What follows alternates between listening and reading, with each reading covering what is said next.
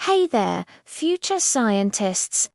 Have you ever looked at a picture from a microscope and wondered how everything is so colorful and clear?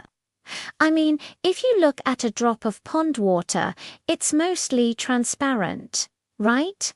So how do biologists see all those tiny, intricate details inside a cell? Well, that's what we're diving into today. The amazing world of staining. Most biological structures, like cells and their different parts, are actually colorless and transparent. Trying to see them under a microscope without any help is like trying to find a polar bear in a snowstorm. It's incredibly difficult to tell one part from another. To solve this, scientists use special dyes to add color to these structures. This whole process is called staining, and it's a total game changer in biology. Let's start with the basics. Imagine you have a coloring book and you decide to color the entire picture with just one crayon, say red. That's similar to what we call single staining.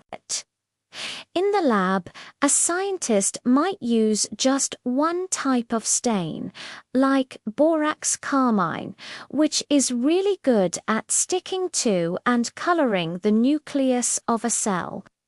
This makes the nucleus pop, so you can easily spot it. It's simple, effective, and a great first step to revealing the secrets hidden inside a cell. But what if you want to see more than just the nucleus?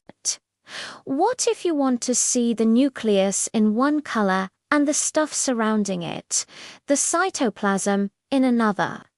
This is where the real magic happens, and it's called differential staining, or sometimes double staining. It's like using two different colored crayons in your coloring book to make different parts stand out.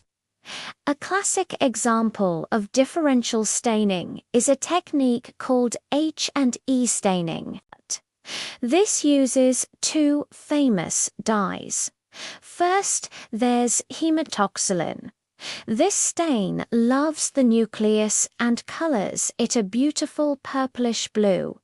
Then you add a second stain called eosin.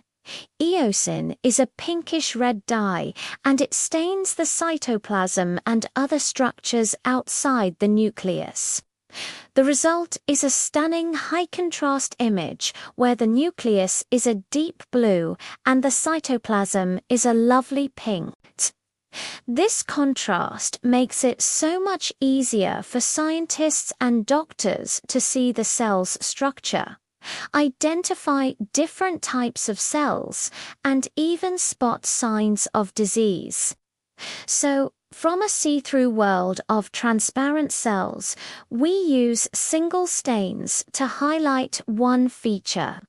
Or we use differential stains like H&E to paint a beautiful, multicolored picture that tells a complete story.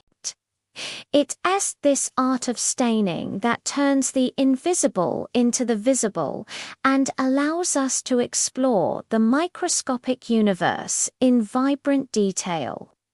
I hope this little peek into the world of cell staining was interesting.